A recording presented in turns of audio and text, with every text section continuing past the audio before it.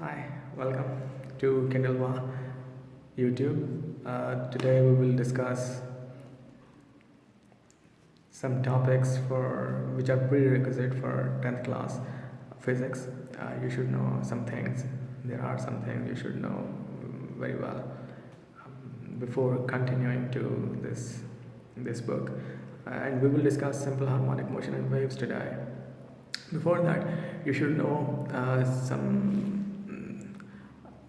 you can say this is a sort of vocabulary. You should know these things. First of all, you should know what is a medium. A medium is a thing, a physical thing that connects two things. It's called medium. For example, the air is medium for my voice to reach to you. And for example, a wire is medium that connects the main source of electricity to the LED bulb. So that wire is a medium.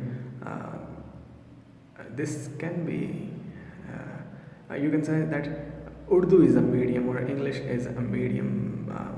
We are talking to each other, right? So this is called medium. And then you should know what is proportionality. So for proportionality, you can compare two things together and to check out what is the influence of one thing onto another. For example, two things are moving, both going up, both are going up. So this will be directly proportional.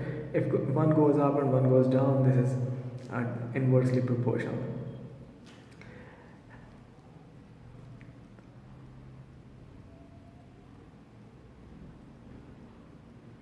So